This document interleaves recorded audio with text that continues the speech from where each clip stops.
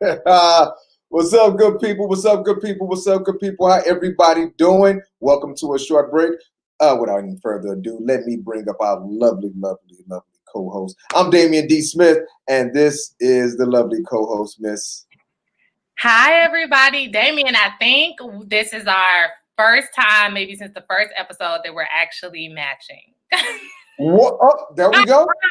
Black on black on black. There we go. I love it, y'all. Listen, I have matched with the guest more than I've matched with my own co-host, guys.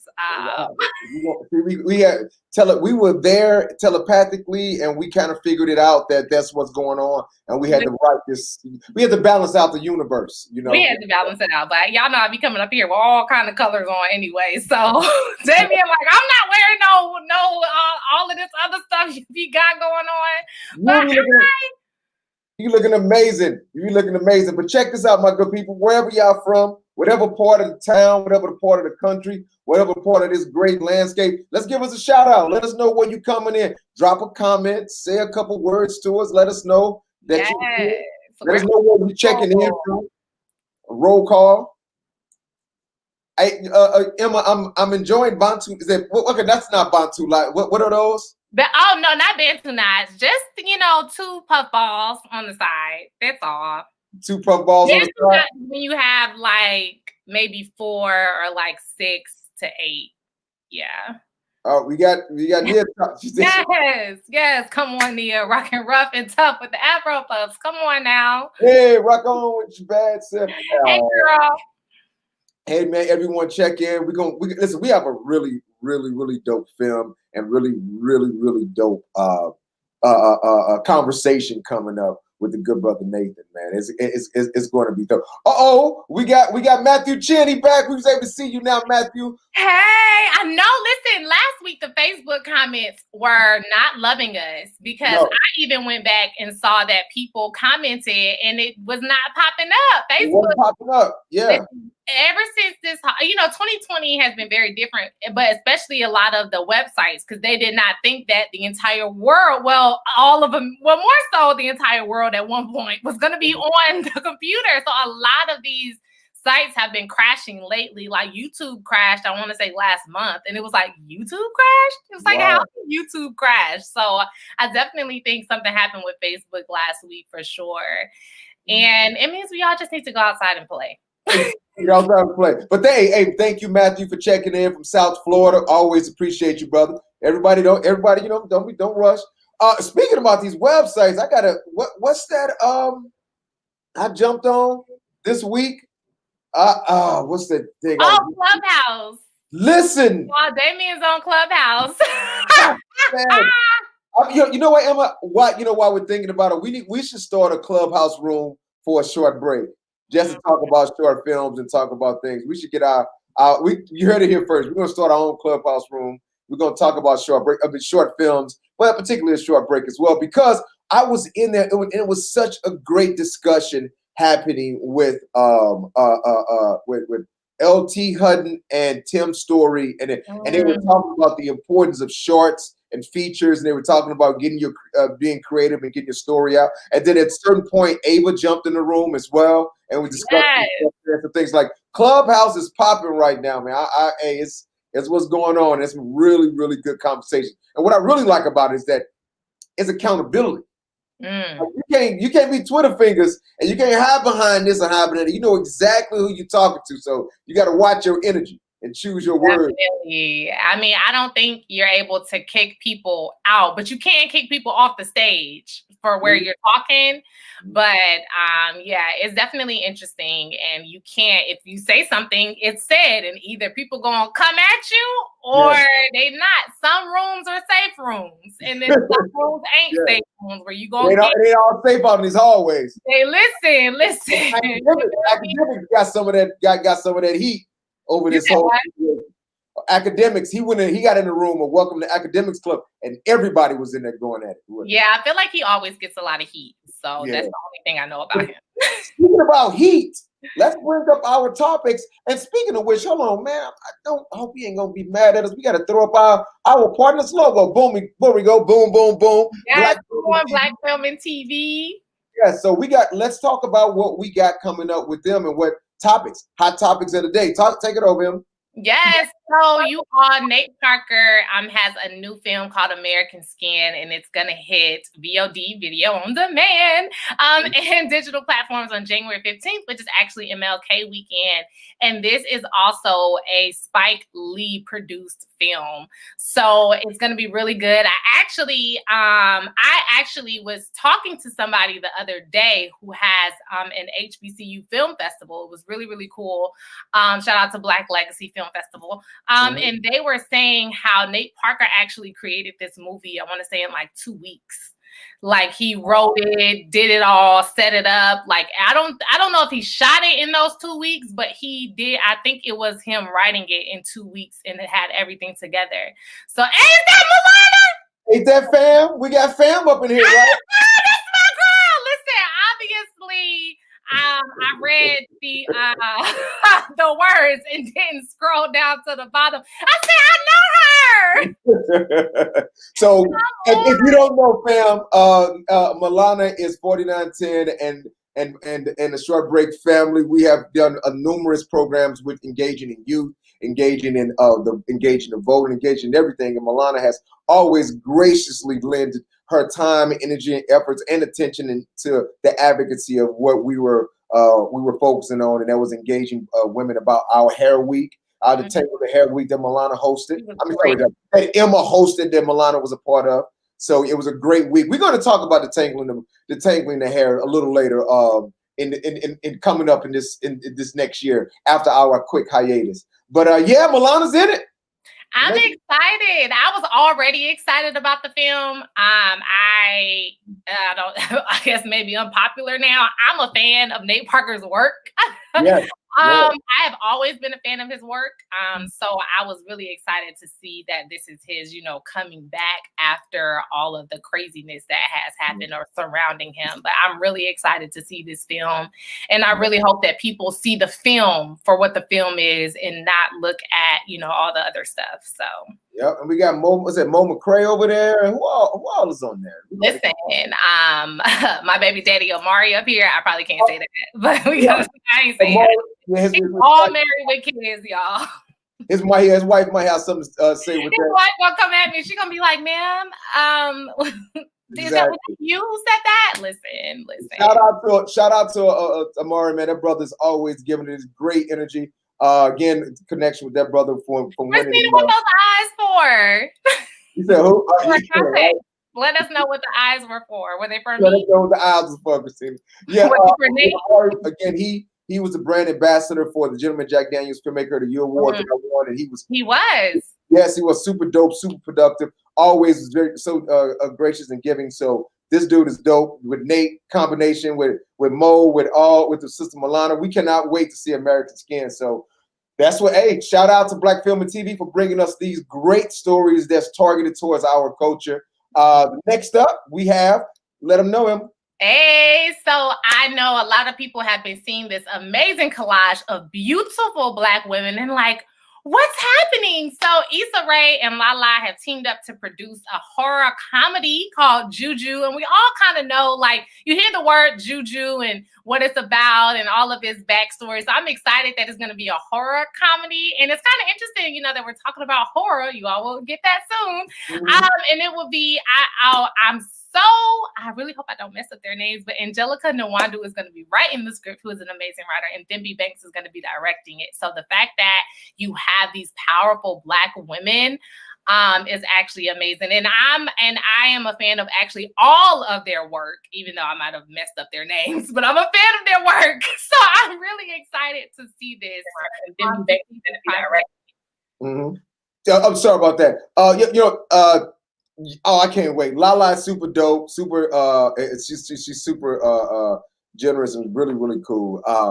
And Tembe, though, me and that sister, my first short about that, we did the circuit. I've been knowing Tembe since New York.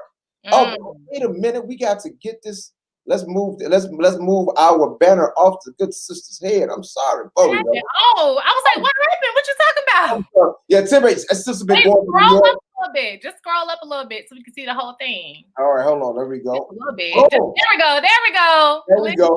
We need a full shot, okay? Don't cut my sister off. I'm sorry, what did you say? I said, don't cut my sister off. We need her. No. We would not cut the sister off. Now with all this good melanin floating around here. Yes.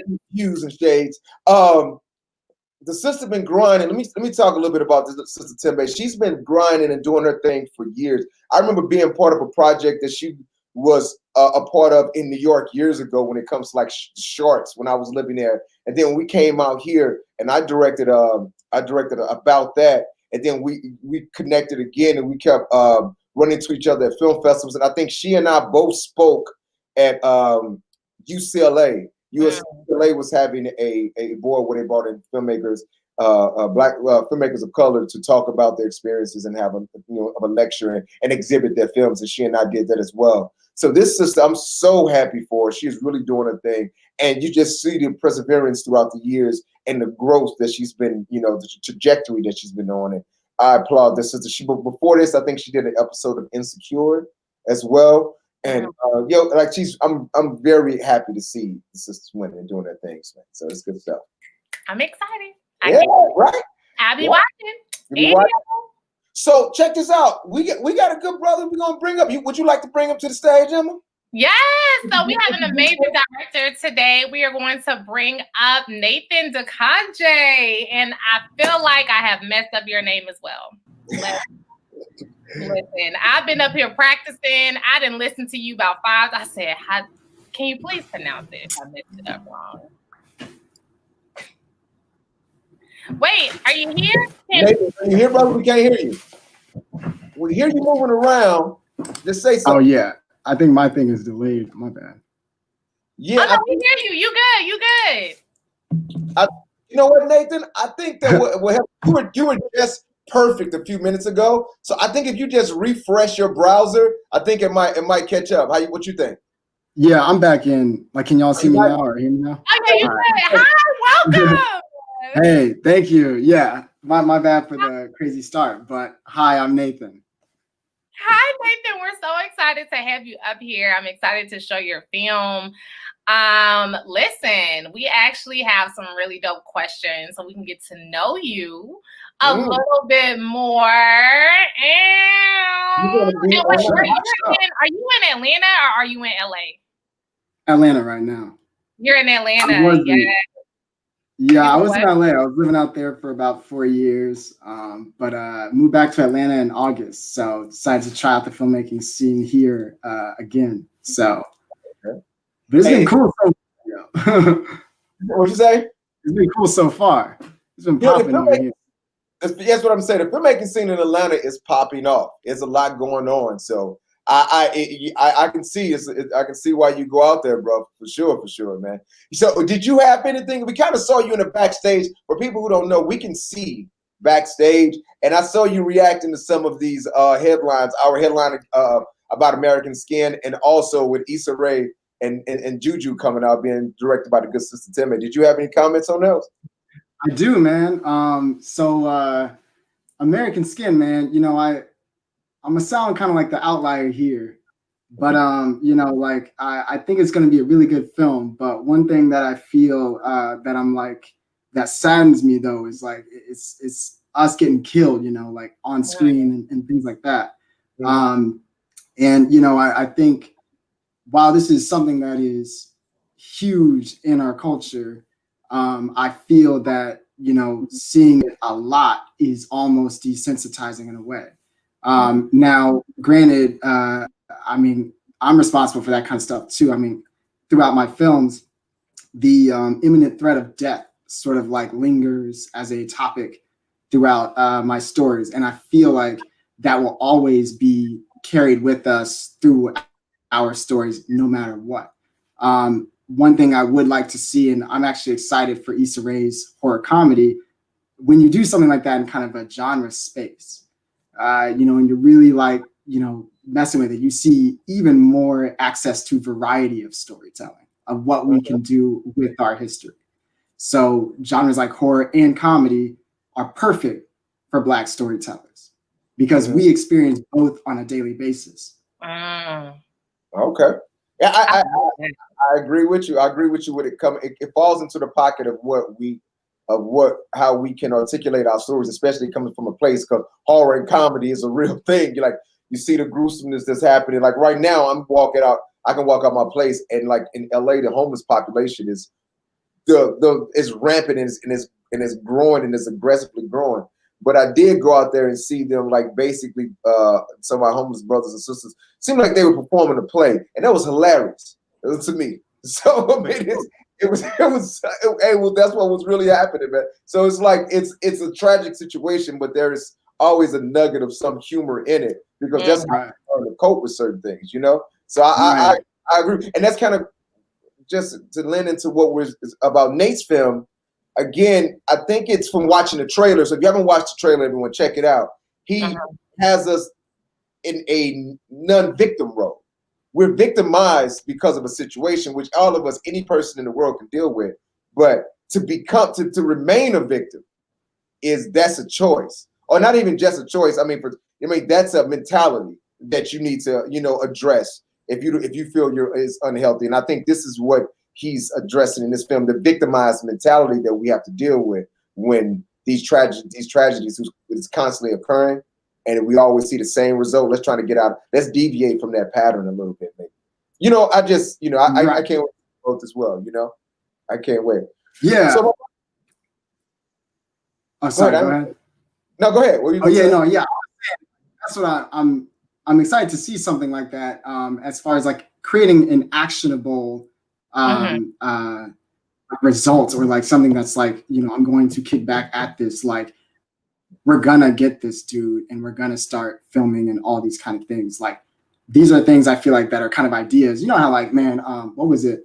I think during the like Taxi Driver or something, or not Taxi Driver, but like in the 70s, Black Panthers would go to movies taking notes of certain films, like, ideas of how to protect our community. And I feel like film is a very powerful medium in that way, where it's like, we get to see all this kind of stuff. And even if it is fiction, quote unquote, it comes from such a real place. Therefore, like, I think it just plants ideas in a really interesting and optimistic light.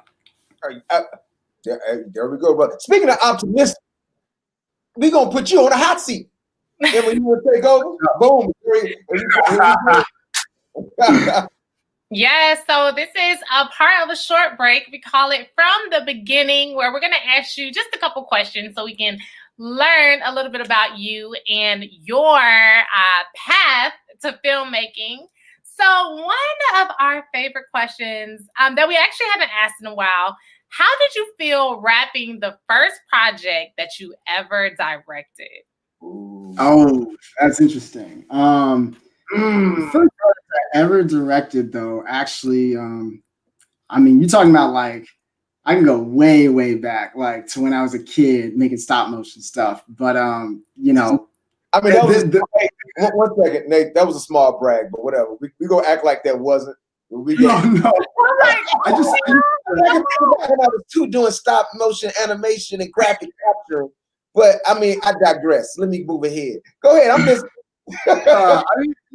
It was like I used to do stuff without people, and I used to like tell all these stories and stuff like that in different avenues. But when I was in high school, I started directing with friends, and I think the first thing that I really directed was like a short film with a few friends. It was called like Monopoly, and I was in it. It was just like me and my friends, and I had to like take an economics topic, and I was really interested in like how CEOs became so like corrupt. I kind of took it as like a startup idea that just went very wrong. And so I was like, okay, well, afterwards, I remember finishing the film and showing it to the class. And when I finished the film, I was kind of like, I don't even know if I can really do these things. Like, I was watching it and I was very self-deprecated over my work. But then when I got to see it in front of an audience and people like reacting to it, that was something that was really special. And people were kind of like, oh, whoa, like this is crazy. And I wanted it to feel like very cinematic. And I think this is one of your other questions too, but the first camera I shot on was this like little Sony camcorder thing. And I was thinking that was like the best thing in the world. Like, I was like, this is what they shoot movies on, right? I didn't think that movies took all this preparation and work and stuff like that. I mean, I was like, I wrote this script in like 2 days, you know, and and then was like shooting it with my friends the day after, and then was editing it in like a week.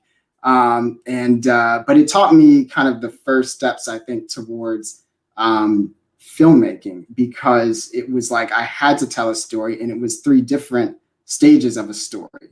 Like when I was writing the script, it was one thing. When I was shooting the script, it became another thing. Like as soon as my friends got involved, the way they would say the words was different than how I originally imagined on the page.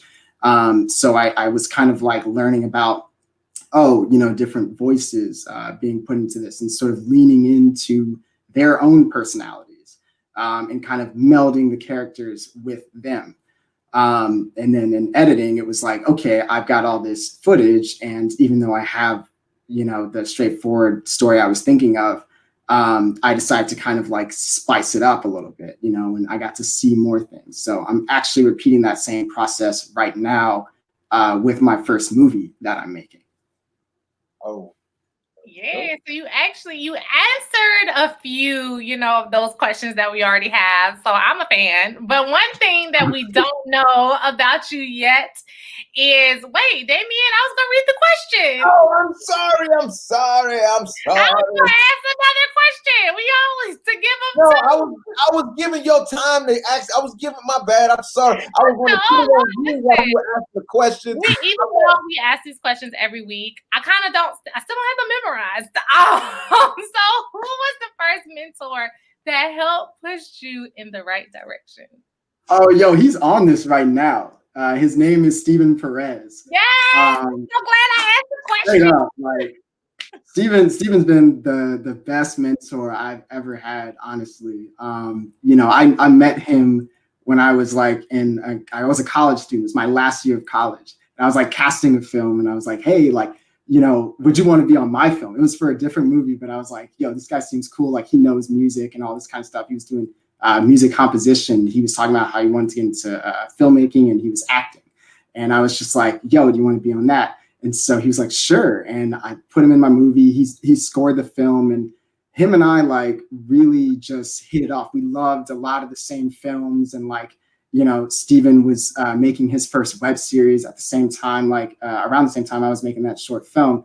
And, I just learned so much from his process. Like, he was the guy and he made a movie like, a year later, 2 years later. And, just having these conversations with him, I just learned so much about like filmmaking, music, storytelling, art. I mean, he had been doing it with music for so long. And so for him, this was basically second nature. And even when he was making his first movie with a studio too, like first Atlanta, based studio making like an original movie called Black Hall Studios, I got to learn about that process. And I was like, dude, I got to interview you for this. And I put him on a podcast, and we talked about it. And, Steven is honestly like really cool. So y'all will hear from him in a minute. Oh, beautiful, beautiful, beautiful, beautiful, brother. Well, like you said, in a minute, we want to get to it. So I think, Emma, would you like to let people know what a short break is? And right after that, we're going to throw to you to let people know about your movie, and we're going to start it on up. So yes, let's go. You, Emma. Also, you all, is definitely time for a short break. I'm so excited that you are here. Many of you know, but if you don't know, a short break is when we show an amazing short, and then we play it back, and we put the show on short on mute. And we kind of have like a director's cut. We kind of sit, we talk with directors, we talk with the writers, we talk with the producers. Sometimes they bring on the actors in the film. So you all can definitely talk to them. Is definitely an intersectionality between the audience and the filmmaker. So I am so excited. And Nathan, you can come on up to introduce your film, Dr. Friday. Sweet. So Dr. Friday is a noir story blended with a couple other genres like horror and supernatural.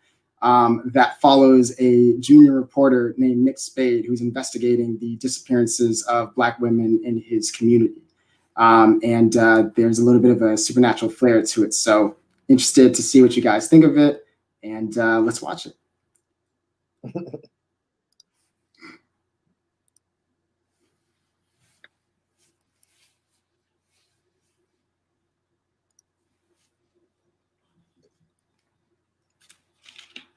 You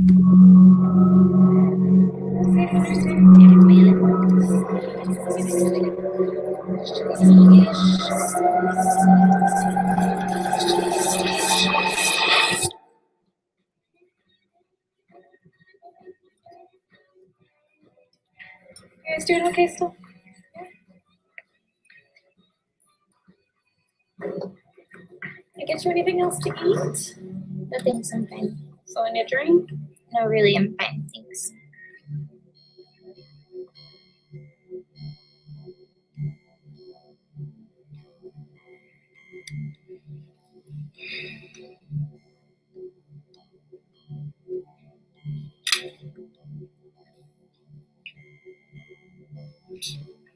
Actually, can I get the check?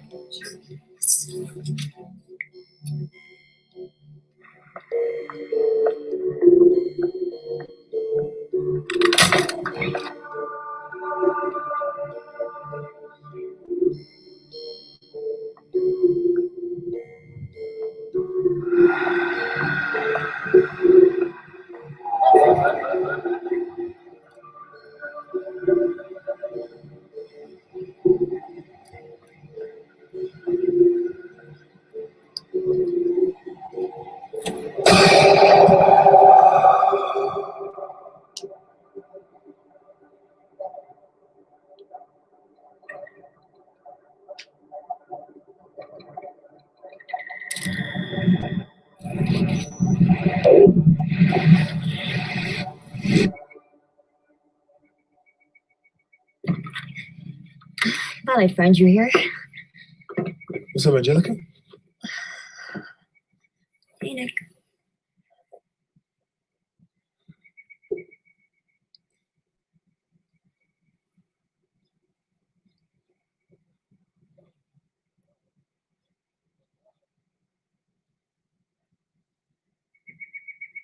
This whole Jessica thing is crazy. Darius Williams, Alicia Hill, and now Jessica. Yeah, what'd you expect? I don't know. You should do a story on it. I'm serious. I'll run it. The Tribune wouldn't allow that.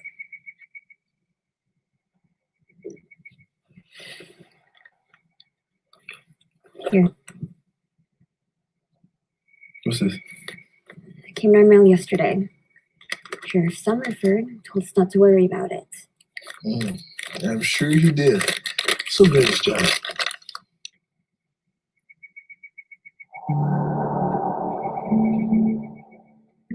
Look, do a story. I mean, what if this letter is just written by some dumb kid?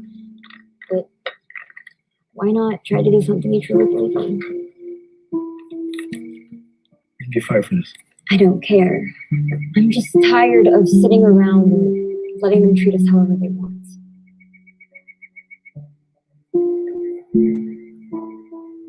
I take the hit for you, you know? Okay. Fine. Good.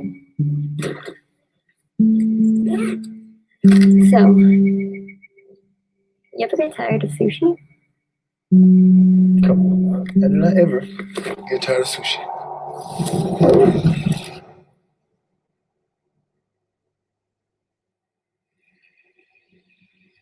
Fucking hear it anymore, okay? I'm so fucking done with your bullshit. Fucking drop it. What, you're gonna shut me up like you did Jessica? I saw you with her. I know you fucked her like you did those other girls. Listen to shit every weekend. Too fucking bad. You know what? You just let your fucking father. You're like a fucking rapist.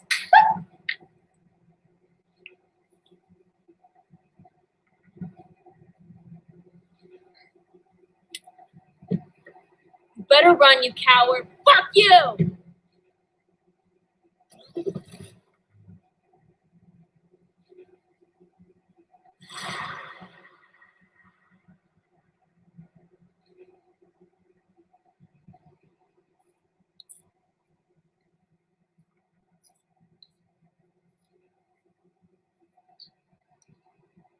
You okay? Looks like you got you pretty good. What do you want? I just want to ask you a few questions. It's about Jessica. What about her? You go inside, grab some food, my treat.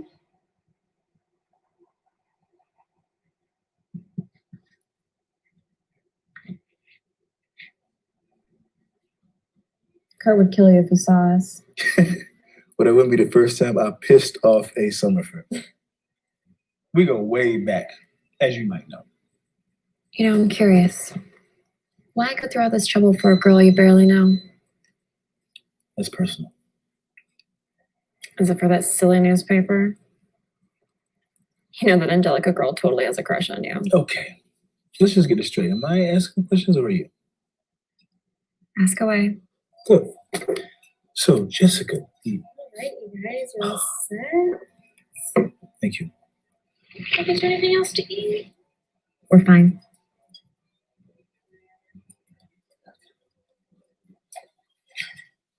So the night Jessica got kidnapped, what do you know? She's on a date with some boy, I guess. Who was he? I don't know. So you guys were on the same cheerleading squad, but you didn't talk to each other? No.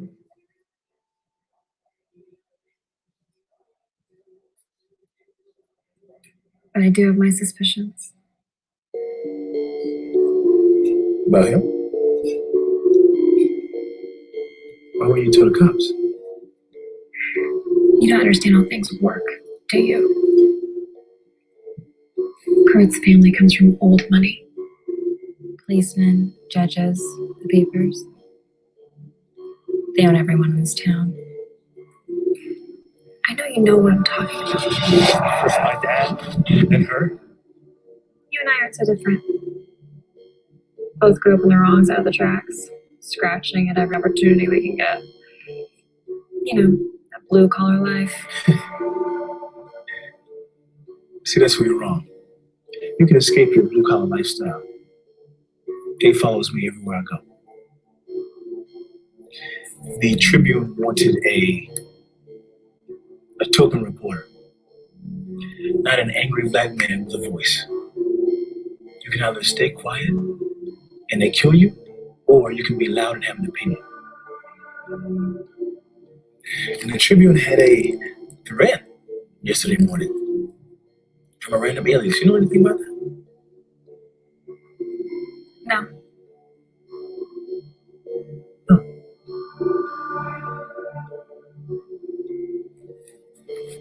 Okay.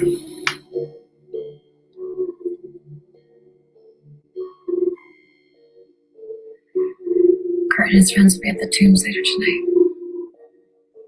He didn't hear that from me.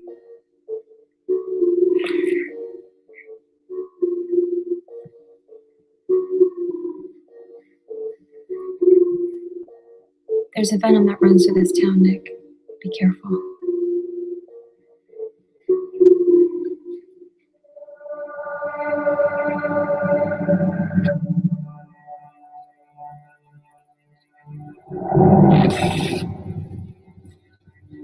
You got a lot of nerve.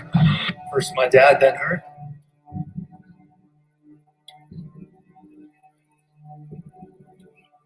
Where's Jessica?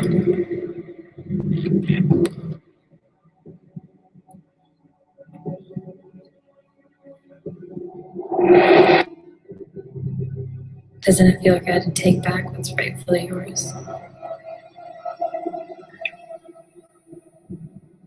Daisy? Pam will go away in a few minutes. What are you doing to me? Giving you the power that you needed is what I'm doing.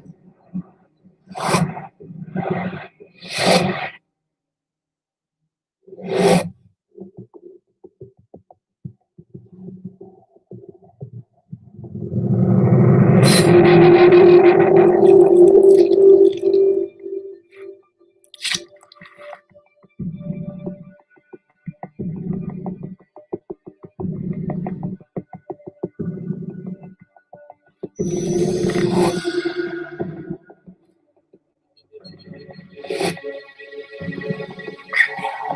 doing this?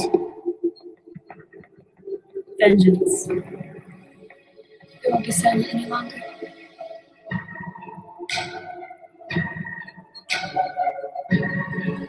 You're just don't know anything about that in their head, you know. But I do know about you. Dawn. Nigger.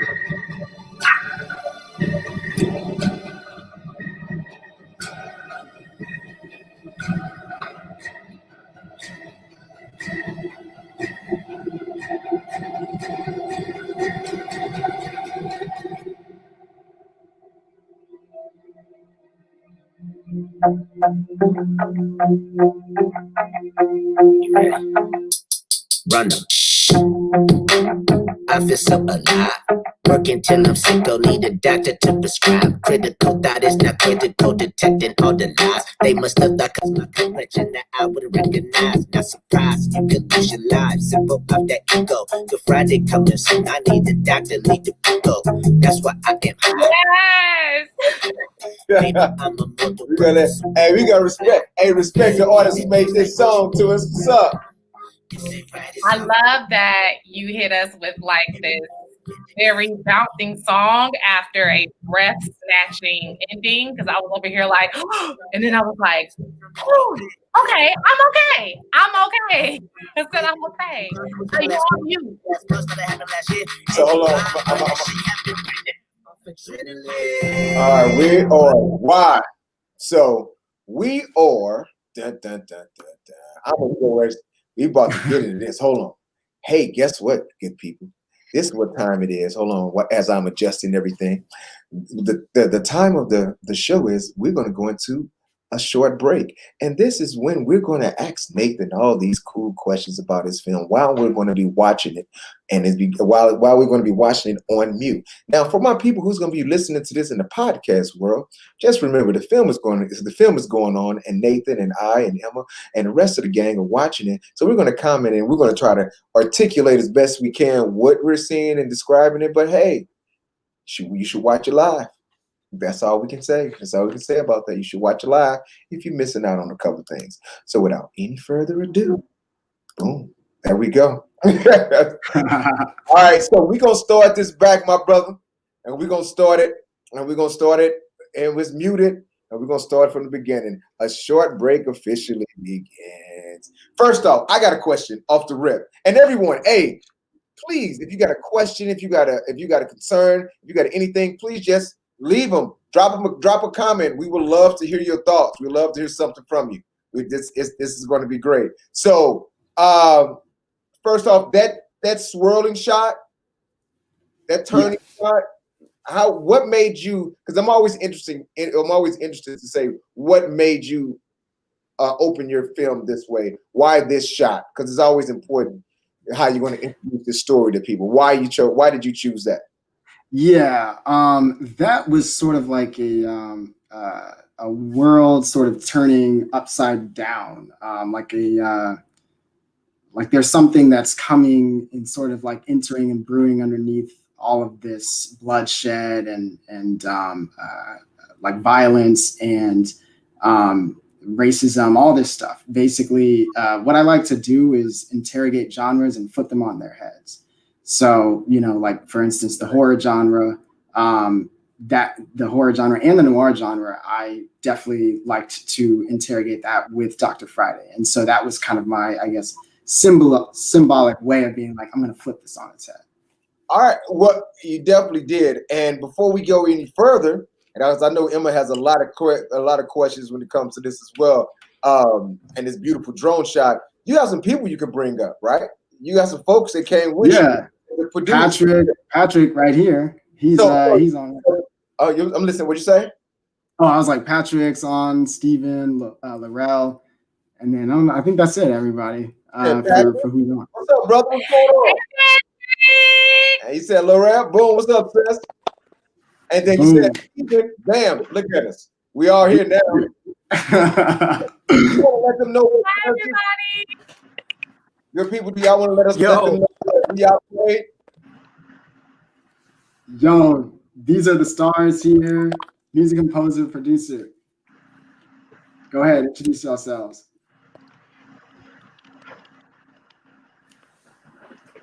Let's start with Patrick.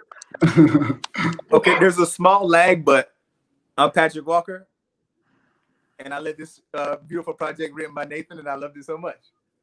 Hey man, much love, bro. Good to see you again.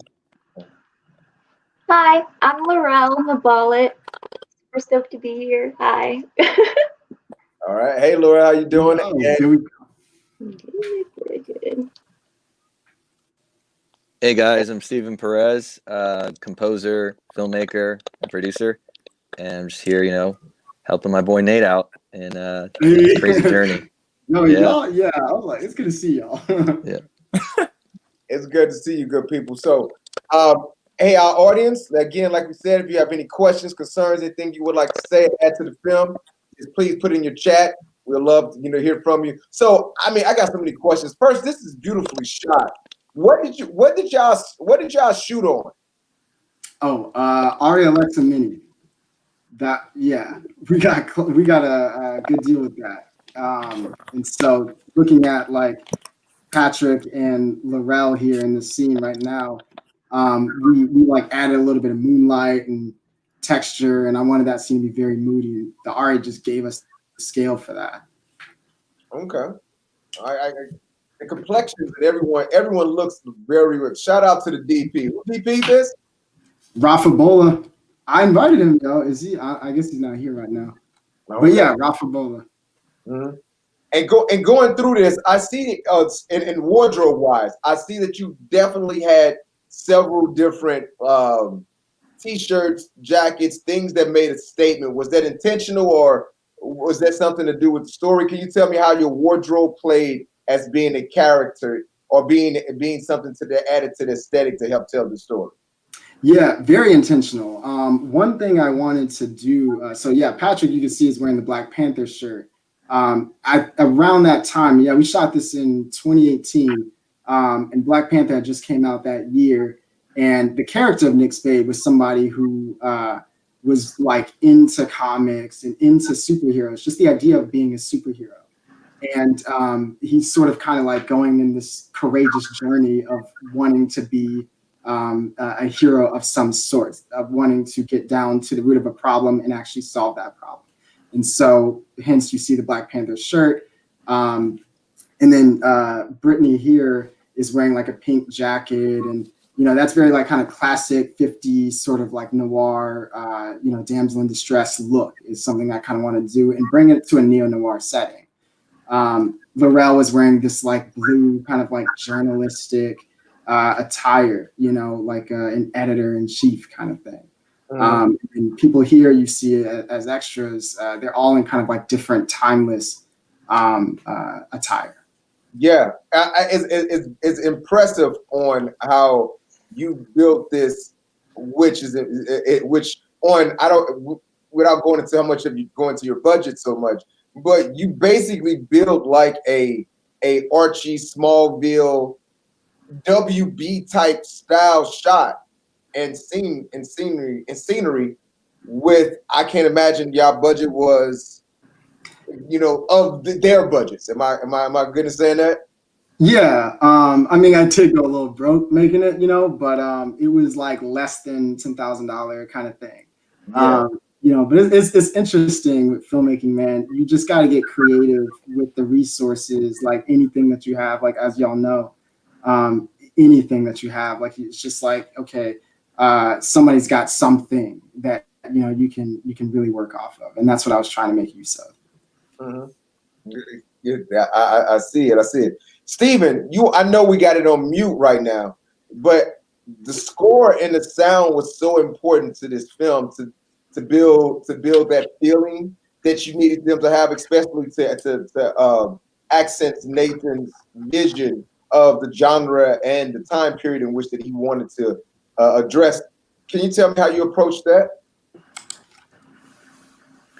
Yeah, we had a lot of conversations even before filming, and Nate would show me very specific examples. That's one thing I love scoring for Nate is he's very, very specific and intentional to what he's trying to do and what he's going for, and he's very specific with his vision. And so we had long discussions of just the palette, just the sound and the texture, even before we talk about melodies and themes and all of those things. We're just discussing the initial vibe, and we referenced Mr. Robot a lot, and we referenced scores with Watchmen, I believe. We were talking about Watchmen, the series, and also just the Riverdale-esque kind of surreal, you know, a little bit of that fantasy mystery, but with that darkness there. So we just had long conversations, just talking about all the characters and just the sounds. And then I would send him sketches without even seeing footage. I would send him sketches. And then as he's writing the script, I would send him more sketches and ideas. And then once we solidified those, we would then, once he was filming, we would adjust accordingly. But a lot of the work, heavy lifting, was done before they even started filming, which is, I love, because I can get in early on the process and really experiment and not be in that fight or flight. I got 2 weeks to score this film and I just got to knock it out, which, you know, there's projects where you have to do that and you just got to get it done. But it's always, you know, great working with Nate. We've developed a pretty great system and just kind of shorthand way of communicating. Okay, we got a question. Emma, you want to take this? Yeah, the superhero question. I'm sorry. Yeah, man, you're on mute, Emma. All right, I'll take it and we're gonna come back to you. Can I take it off? Okay, I don't know what happened. So, okay, replenish it. Okay, so look, here's the deal. Was the idea of being a superhero the inspiration behind this character? That was from my good brother Matthew Chan. Thank you, Matthew. Yeah, you know, I feel like indirectly, I wasn't necessarily aiming for everyone to kind of be superheroes in a way, but it, you know, I do love like Marvel and DC comic books. So you see that trickle in kind of influence, like I was talking about with Patrick. However, with Daisy, and really the whole supernatural element to all of this, I would say was kind of influenced by magic, kind of like Harry Potter curses, Venom, and really, I guess if there would be a superhero or supervillain to compare it to, the supervillain Venom. And so you see right here, there's this Venom like really just sort of taking over Nick's body. Kind of the biggest though influence I would say would be Akira. I'm really obsessed with the Akira like manga and the movie. And so if I could make this, I was originally intending to do this as like a series. So it kind of ends with a bit of a cliffhanger, but I kind of wanted Nick to be able to like gain these sort of powers and use them in a way for good, but also dealing with like, you know, a conflict of like good and evil. Nobody in this story is really just like very clear-cut archetypes. They all have their own sort of things that they're going through. Oh, wow. All right, so Patrick, I had a question for you as well, my brother. How did you feel approaching this film as an actor? Like, what did you like? The things that it meant, the things that the gravity that the character brought when it came on screen. How did you approach this coming into this, brother? You can hear me, correct? I can hear you. Okay, great. I've worked with Nathan before. He was on my first SAG project ever. Nathan wrote it, and we didn't even know each other. I just got cast for this project. So I knew that he was gonna have a unique way of going about the story, and we talked about it a lot, like the magic part of it. Because really what he's doing is he's telling a story inside of telling a typical story inside of a different world. Not even typical, I'm sorry. The African American story inside of this like very unique and different world. So I think as far as the character, I just wanted to make him as just normal as possible, the everyday, very easily to be relatable guy, you know. And even the way that he kind of interacts with everyone, he isn't I didn't want to make him too too strong because I didn't want people to like be turned off by like how strong he is. Even in the scene in the scene with Brittany when they're sitting at the table and he talks about my line is like she says something about the blue collar life and he says, well, I can't get out of this. I can't escape hate. Like that moment, like it could be played much harder, but I didn't want him to have such an aggressive approach to the text, you know. So I mean, just very light, very relatable. Because I wanted everybody to be able to watch it and be able to understand where the character was coming from. Okay. Yeah. Nice. So it seems like you adjusted your character so that you didn't have more of an impact to more of a broader audience. Exactly. Yeah. So everybody could understand where he was coming from. And right after, I think I just flew into town the day that we were shooting this. I'm looking at it in the corner, but I was working on the show, flew in town, and I was really particular of my voice because I'm from the South, so I didn't want like the Florida or the Atlanta to be prominent in the character because I wanted everybody to feel him just like if it was because it like as a series it does feel like it would be on a CW or on an ABC or an NBC or a HBO Max. So I wanted it to be easy to relate from all points of view. You know? Okay.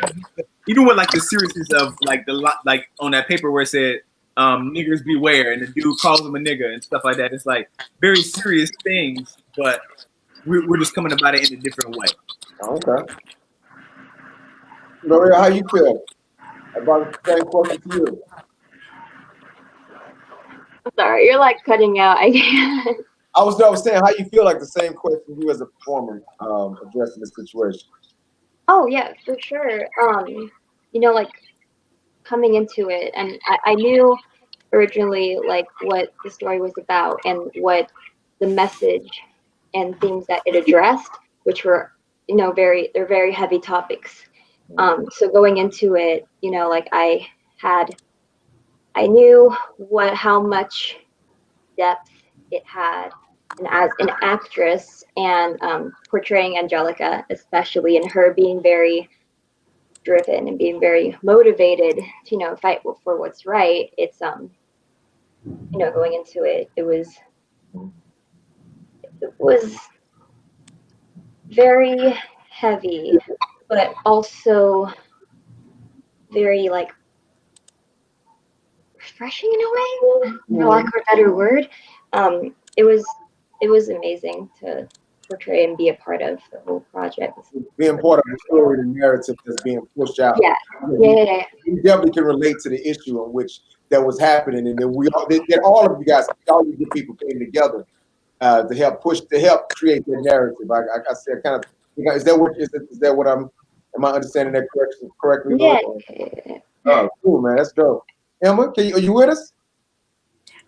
Kind of. You know, my Dr. Friday has gotten my connection. So I can only hear half of what is happening, but I am here. I definitely just want to say thank y'all for, you know, being here. One of the questions, I guess like a wrap-up question, I know a short break is actually over. Yes. But what is like one thing, you know, if you can wrap it up in like 30 or 60 seconds that you learned from filming this movie, whether you were performing in it or, you know, when you were writing it or directing it or the sound, what is like one thing that you're always going to remember, like, I remember that from Dr. Friday? Great question. Oh, I'll go first since I know my answer off top. To accept the world, like again, Nathan creates very unique worlds. So to just as an actor to just accept that world and to just be in it. And any question I have, like to really trust the director and trust like the creator of a story because they wrote it and they have the vision. So just trust them and like whatever world they in, you just dance in it. Yeah. World they in, you just dance in it. That's nice. All right, who up?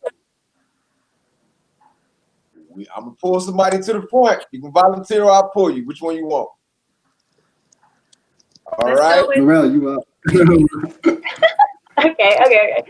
No, yeah. Like definitely one of the things that I took from it was, of course, like as Patrick said, Nathan has this talent, this way of creating these stories and tying in all of these incredible themes and executing it like amazingly. So if anything, like the thing that I really took from it was like the passion and motivation and like and drive that Nathan and the cast and the crew just exuded on like a daily basis. It was absolutely amazing to be a part of, and it also helped me grow as like an actress in terms of, you know, passion and motivation, because like working with such a driven cast and crew, I mean, it really does have an everlasting effect on you as a performer, and I'm super grateful for it. So yeah. So where could while we're doing this, where could everyone find you and what you got going on next? Me? Yes. Ooh, honestly, I am working on school right now. I kind of took a break from acting just to focus on school, getting that bachelor's degree. So yeah, but I don't have any projects coming up yet, right as of right now. But you know, still slowly inching my way. You got any social media? Any social media handles you can? Yeah, on Instagram, which is the only one I use. It's my first and last name, Lorelma Ballet, right mirrored right here. Just my first one. Thank you. And Patrick, by the way, let people know where to find you and what you got going on, bro. So where to find me on Instagram at the Patrick Walker, the as in the Patrick as in Patrick, or you can just Google. Not trying to be pompous, but you can just Google my name and then I'll pop up. Again, and projects. I'm going to do a movie in Colombia with a really cool cast. It's a war epic movie, so I'm really excited about it. And it should be pretty big. So I'm hopefully, yeah, we'll see it. There we go. Follow Patrick Walker. See what the brother got going on. I said that's dope, brother. So everyone follow D. Patrick Walker to see what's happening and more about the project. God working over here. God working. All right, we got next up is our good brother Steven. I'm thinking, Steven, the same question to you, like being part of this project. Ask again, Emma. Oh, I just said, what is, you know, in 30 years, 60 seconds, what is one thing that you will always remember, or one thing that you learned from the project? Yeah, my audio is kind of weird, but I think I heard that. What was my takeaway? One thing I loved about it was the world, just the world. I think everyone's kind of brought that with Nate's stories. His world building is incredible. And on a lot of independent budget projects, sometimes the story is also lower budget on a lot of scores that I will work on. But Nate's films always surpass that. They break the mold of independent, lower budget because his worlds are on another level, comic book worlds and superheroes and all sorts of amazing characters that, you know, working with Nate, I feel like I'm scoring a massive, big blockbuster budget film, like just in story. And then, of course, the caliber of talent that he finds.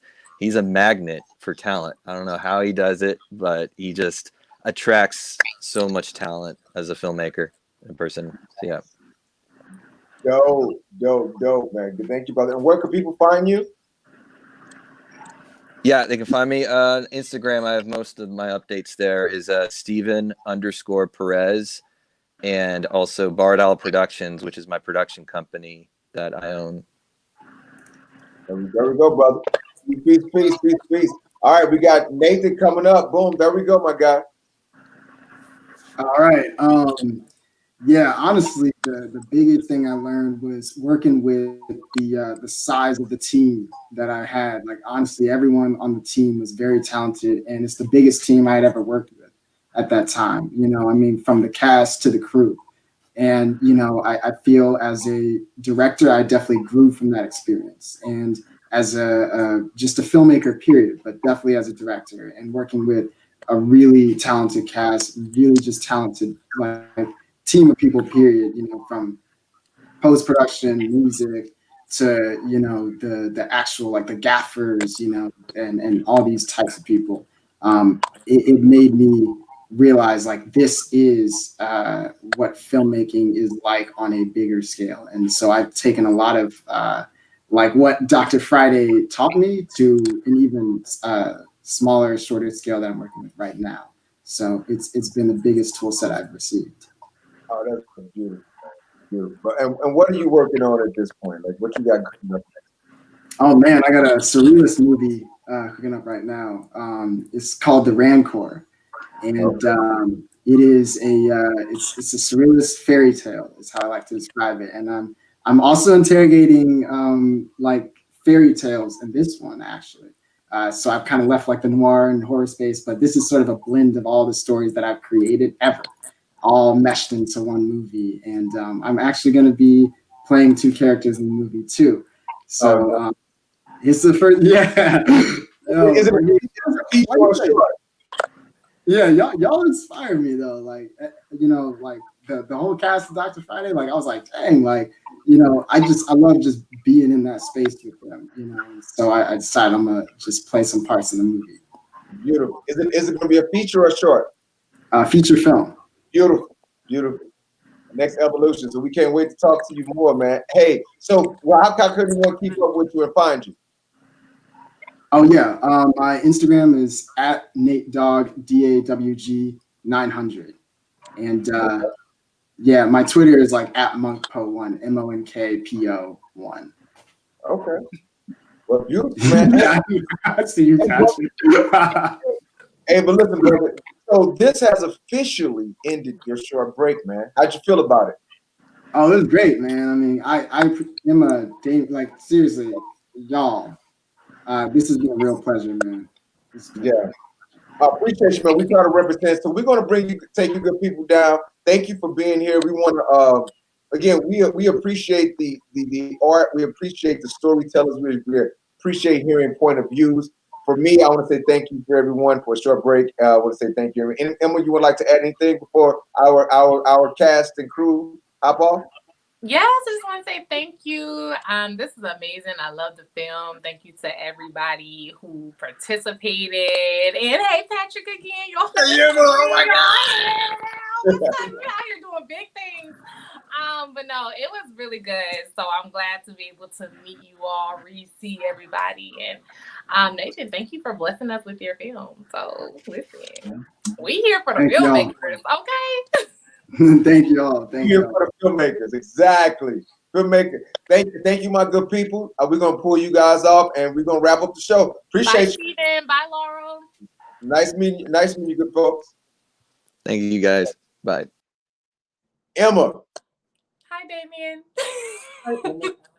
Another showdown. Another showdown. Listen. The world was like, you're gonna match, but you're not gonna match for the whole show because both the background is gone. So this just let people know we do it live. Well, to our people in the podcast world, what she's speaking about, her whole background just disappeared. So we got a green screen going right now.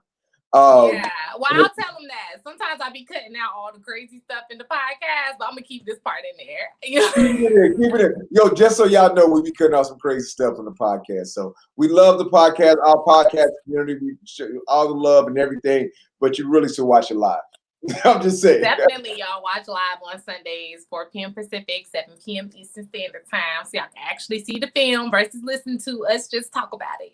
and having our conversations with the filmmaker and the participants, whoever he brings up, whatever gang he wants. But so, without further ado, Damien D. Smith signing out. Follow me on IG, Instagram, Facebook, all social platforms at Damien D. Smith, and now on Clubhouse. Ain't that something?